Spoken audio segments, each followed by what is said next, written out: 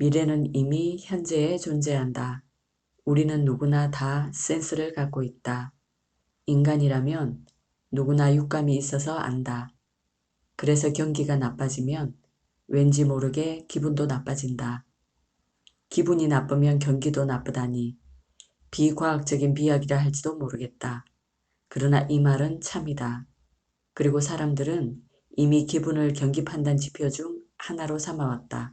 지수 중에 VIX가 있다. 흔히 공포지수라 불리는데 VIX가 최고점에 이르면 주식시장에서 투자자들의 불안 심리가 극에 달해 주식을 팔 사람은 모두 팔아치우게 된다.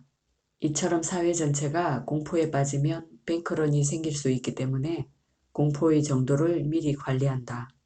예전에는 사람들의 기분을 대충 짐작할 뿐이었다. 그런데 이제는 기분을 측정할 수 있다.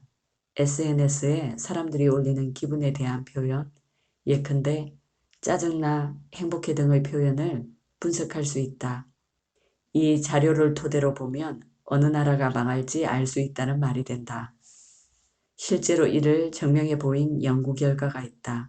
사회경제학자인 존 캐스티는 수학을 전공해 박사학위를 받은 후 응용수학과 모델링을 통해 미래를 예측해온 독특한 이력의 소유자다. 캐스티는 사회적 기분과 경제와의 상관관계에 대해서도 흥미로운 분석을 시도했다. 과거 100년간의 경제 흐름과 사회적 기분의 관계를 본 것. 다만 기분에 대한 과거의 데이터가 없으니 그 대체제를 찾아야 했다. 그가 주목한 것은 마천루였다. 마천루 지수라는 사회 분위기 지표가 있다. 어떤 나라가 100층짜리 빌딩을 올린다는 것은 사회적으로 엄청난 낙관주의가 팽배해 있다는 것을 방증한다는 것이다. 100층짜리 건물을 올리려면 사업비만 조 단위의 돈이 들어가고 그것을 지어서 유지하려면 거의 모든 층이 임대돼야 한다. 그런데 낙관주의가 우세하면 이 어마어마한 투자와 임대가 다 완료되고 이 모습을 본 사람들 사이에 우리도 한번 해볼까 하는 심리가 발동된다는 것이다. 그러나 잔치는 계속되지 않는다. 투자를 받은 후 건물이 완공되는 데는 대략 4년 정도 걸린다. 그때까지 이 건물과 경제 상황에 대한 낙관론이 유지될까? 그렇지 않다. 멋들어진 건물이 막 완공될 즈음이면 경제는 조금씩 하강 국면에 접어들기 시작한다. 앞을 내다보는 투자자라면 펀드 들 때 이 사실을 감안해야 할까? 적어도 지금까지의 데이터는 그의 예측이 허황된 말이 아님을 보여주고 있다. 88층짜리 페트로나스 타워 건설이 시작될 당시만 해도 말레이시아 주가는 탄력을 받아 상승세를 이어가다가 막상 세계 최고 높이 빌딩으로 완공될 즈음에는 수직 하강했다. 버즈 두바이를 완공한 후에 두바이의 경기가 얼마나 요동쳤는지는 다들 잘 알 것이다. 캐스티는 주가를 그 사회에 사는 사람들이 미래에 대해 갖는 긍정적인 생각과 부정적인 태도 사이의 균형점으로 보았다. 즉 주가는 사회적 낙관론과 비관론의 합이어서 낙관론이 득세하면 주가가 오르고 비관론이 우세하면 떨어진다는 것이다. 우리는 흔히 사회가 거대한 사건을 계기로 변화한다고 생각한다. 그러나 존 캐스티는 그러한 통념에 의문을 제기한다. 그는 사회가 이미 한 방향으로 가고 있으며 무작위로 일어나는 수많은 사건 가운데 변화의 방향에 부합하는 것들을 사회가 선택하는 것이라고 설명한다. 그리고 사회가 사건을 선택하는 메커니즘이 곧 대중의 직관이다.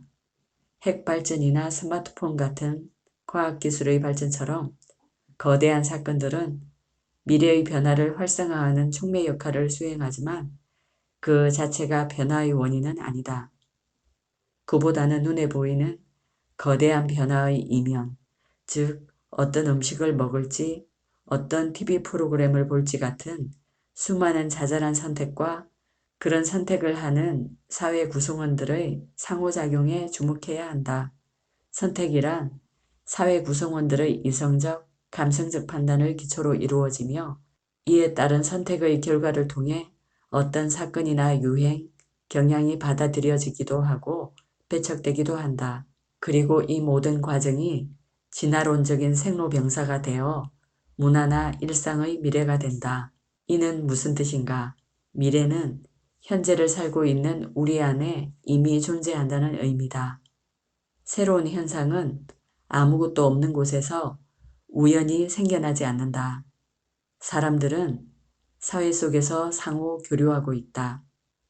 우리의 행위와 감정, 취향과 욕구는 서로에게 영향을 미친다. 의식적으로 마음에 드는 대상을 모방할 수도 있고 유행이니까 별 생각 없이 따라하기도 한다. 때로는 나도 모르는 사이에 나의 취향이 바뀌어 있기도 한다. 이처럼 과거에 존재하던 요소들은 선택, 배제, 결합, 가공의 과정을 거쳐 현재의 것을 이루고 있다. 현재까지의 흐름을 읽을 수 있다면 이후의 변화를 조심스럽게 예측해 볼 수 있다는 뜻이기도 하다.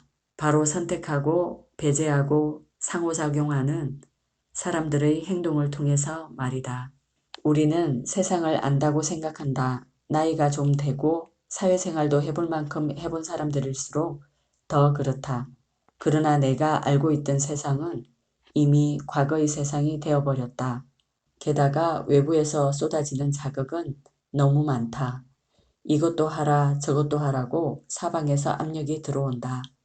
그만큼 삶의 속도가 빨라지고 변화의 폭이 넓어졌다. 어제의 나와 오늘의 나는 다른 존재다. 성공의 적은 우리 안에 있다. 성공해본 많은 사람과 기업들이 바뀐 세상을 인정하지 않으려고 한다. 예전에 자신이 바꾸기 전 세상에서 계속 머물고 싶어 한다. 그러나 당신이 본 코끼리는 그 자리에 없다. 이미 다른 곳에 가 있다.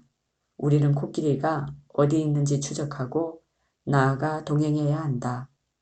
세상과 사람을 바라보는 더 높고 넓은 시야를 갖춘다면 이미 존재하는 데이터의 바다에서 남들은 보지 못하는 가능성을 찾을 수 있다. 현재 한국 사람들이 가장 선호하는 사람이 누구일까 궁금해서 데이터를 열어본 적이 있다.